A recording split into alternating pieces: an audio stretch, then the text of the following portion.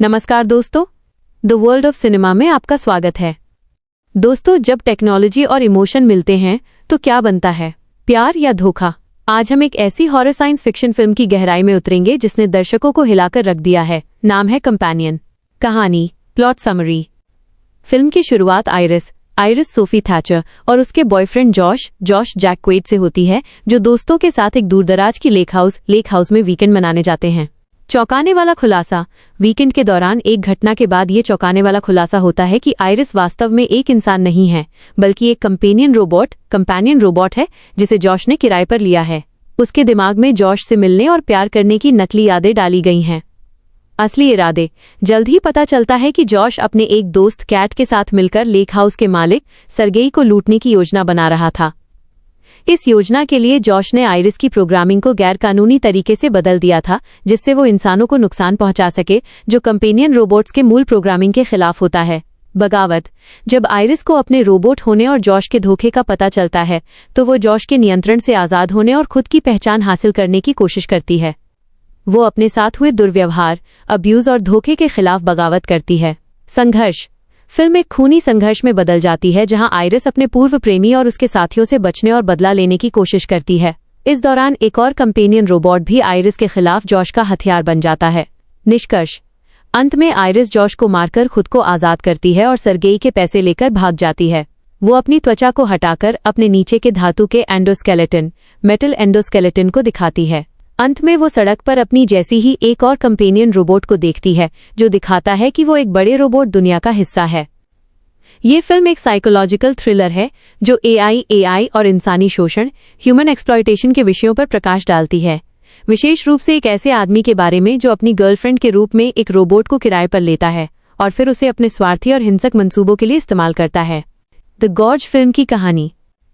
यह film science fiction, sci-fi, romantic action और horror तत्वों का एक मिश्रण है। मुख्य किरदार। लेवी माइल्स टेलर, एक पूर्व अमेरिकी मरीन स्नाइपर। ड्रासा आन्या टेलर जॉय, एक एलीट लिथुआनियाई रूसी sniper operative. Bartholomew Sigourney Weaver, एक रहस्यमय सरकारी एजेंट अधिकारी। मिशन और सेटिंग। लेवी और ड्रासा को एक विशाल और टॉप सीक्रेट खड्ड द गॉर्ज के विपरीत किनारों पर स्थित पहरेदारी टावरों पर तैनात किया जाता है। उनका मिशन बाहर की दुनिया को उस अज्ञात और खतरनाक बुराई से बचाना है जो उस खड्ड के अंदर छिपी हुई है। उन्हें एक दूसरे से या बाहरी दुनिया से कोई संपर्क न रखने का सख्त आदेश है। असामान्य रोमांस। दूर रहने और दुश्मन की ताकतों के लिए काम करने के बावजूद लेवी और ड्रासा दोनों अपनी पोस्ट की अकेलेपन और एकरसता से जूझते हैं। वे अपनी हाईटेक दूरबीनों बिनोक्यूलर्स के माध्यम से एक दूसरे पर नजर रखना शुरू कर देते हैं और धीरे धीरे एक असामान्य और लंबी दूरी का रोमांस पनपने लगता है। वे इशारों और संकेतों के माध्यम से संवाद करते हैं और भावनात्मक रूप से जुड़ जाते हैं। खतरे का खुलासा। खड्ड के अंदर से हॉलोमेन नामक विकृत, म्यूटेटेड और भयानक जीव बाहर निकलना शुरू कर देते हैं। इन दोनों स्नाइपर्स को इन राक्षसी जीवों से अपनी और दुनिया की रक्षा करने के लिए मिलकर लड़ना पड़ता है। एक घटना के कारण लेवी खड्ड में गिर जाता है और ड्रासा भी उसके पीछे कूद जाती है, जिसके बाद उनकी कहानी एक भयानक सर्वाइवल थ्रिलर में बदल जाती है। सत्य की खोज। खड्ड के अंदर वे राक्षसों से लड़ते हुए उस रहस्य को उजागर करते हैं। यह खड्ड दरअसल दूसरे विश्व युद्ध के समय की एक गुप्त बायोवेपन अनुसंधान सुविधा, बायोवेपन्स रिसर्च फैसिलिटी थी।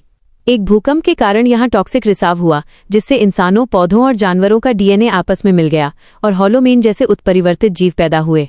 उन्हें ये भी पता चलता है कि बार्थोलोम्यू की कंपनी डार्क लेक इस गुप्त स्थान के डीएनए का इस्तेमाल सुपर सोल्जर बनाने के लिए कर रही है और वो इस रहस्य को छिपाने के लिए किसी भी हद तक जा सकती है। आगे का संघर्ष। लेवी और ड्रासा को न केवल खड्ड के अंदर के खतरनाक जीवों से लड़ना है, बल्कि बार्थोलोम्यू और उसकी कंपनी के घातक इरादों से भी खुद को बचाना है।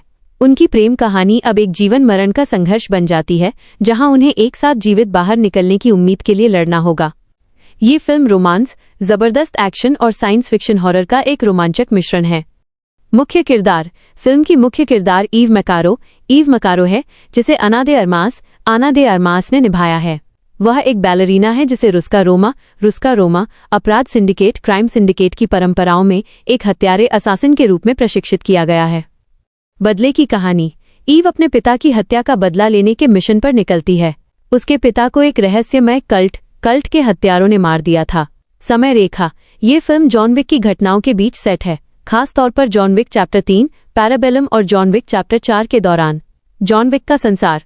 ईव बदला लेने के लिए अपने रूस का रोमा संगठन के आदेशों का उल्लंघन करती है, जिसके कारण वो अंतर्राष्ट्रीय हथियारों की दुनिया यानी हाई टेबल के खतरनाक नियमों में उलझ जाती है। अन्य किरदार। फिल्म में जॉन विक यूनिवर्स के जाने पहचाने किरदार भी शामिल हैं, जैसे रूस का रोमा की the director Angelica Houston, continental hotel के मैनेजर विंस्टन इयन मैकशेन और चैरन लांस रेडिक। और हाँ, जॉन विक कियानू रीव्स भी एक संक्षिप्त लेकिन महत्वपूर्ण भूमिका में नजर आते हैं। संक्षेप में ये एक बदले की कहानी है जिसमें बैले की कला को जानलेवा एक्शन के साथ मिलाया गया है और ये जॉन विक के खतरनाक लेकिन स्टाइलिश संसार को और विस्तार देती है। ट्रॉन एरिस की कहानी। ये फिल्म एक अत्यधिक विकसित प्रोग्राम, हाईली सोफिस्टिकेटेड प्रोग्राम जिसका नाम एरिस है पर आधारित है।